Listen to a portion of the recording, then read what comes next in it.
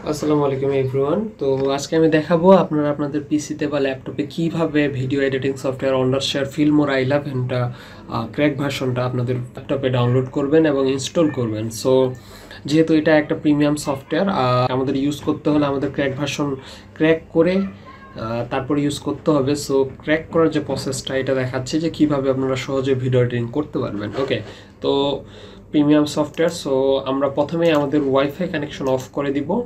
ওকে, দেন আমরা এই যে উইন্ডোজ সিকিউরিটি এখানে আসব।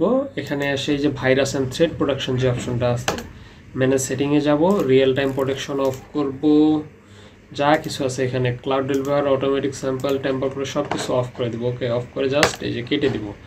কেটে দেওয়ার পরে এখন এটা তো আমাদের জিপ ফাইল, তো জিপ ফাইল কী করতে হবে, এক্সট্র্যাক্ট করতে হবে। আমরা এখানে এক্সট্র্যাক্ট করে নিলাম জাস্ট হেয়ার। ওকে, তো এক্সট্র্যাক্ট হচ্ছে, কিছুক্ষণ আমরা ওয়েট করব।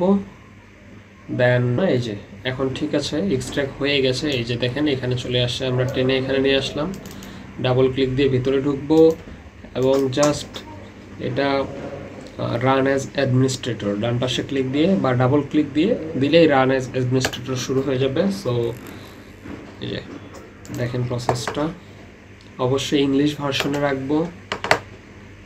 ইয়েস,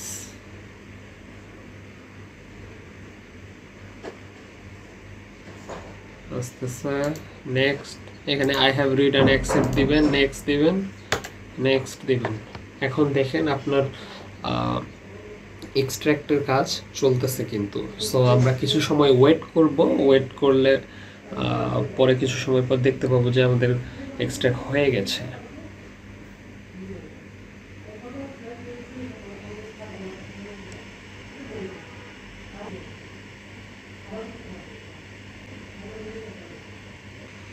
আচ্ছা, ফিনিশ হয়ে গেছে। এখন জাস্ট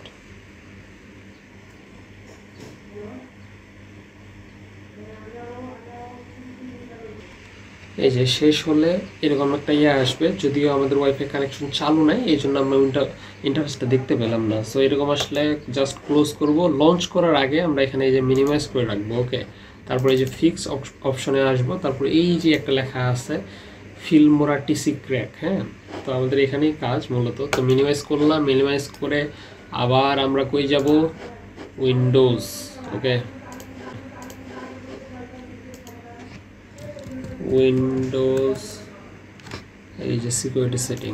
ওকে, কিংবা আমরা কিন্তু এখান থেকেও বের করতে পারি। আমি আপনাদের দুইটা প্রসেসই দেখানোর জন্য মূলত এইভাবে আসলাম। হ্যাঁ, তো এই যে ম্যানেজ সেটিংয়ের ভিতরে যাব, দেন এই যে নিচে স্ক্রল করলে আসলে এক্সক্লুশন একটা অপশন আছে, অ্যাড অর রিমুভ এক্সক্লুশন। এখানে আসব। এই যে এর আগে কিন্তু আমার ছিল একটা, হ্যাঁ, আমি যেহেতু আবার আপনাদের দেখানোর জন্য ইনস্টল করলাম। সো এই যে দেখেন অ্যাড এক্সক্লুশনে দিয়ে ফোল্ডার দিবেন। হ্যাঁ, ফোল্ডার দিলে এই যে ডকুমেন্টে ওন্ডারশেয়ার নামে একটা ফোল্ডার হয়ে গেছে। তো সিলেক্ট ফোল্ডার করে জাস্ট ওকে, আর কোনো কাজ নেই, এটা কেটে দিবেন, এটাও কেটে দিবেন।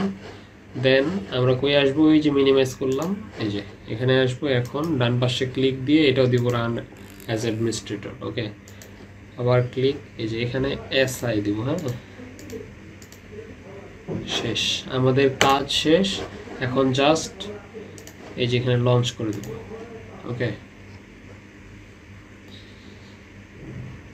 দেখেন ওপেন হবে, এই যে অলমোস্ট ওপেন হয়ে গেছে।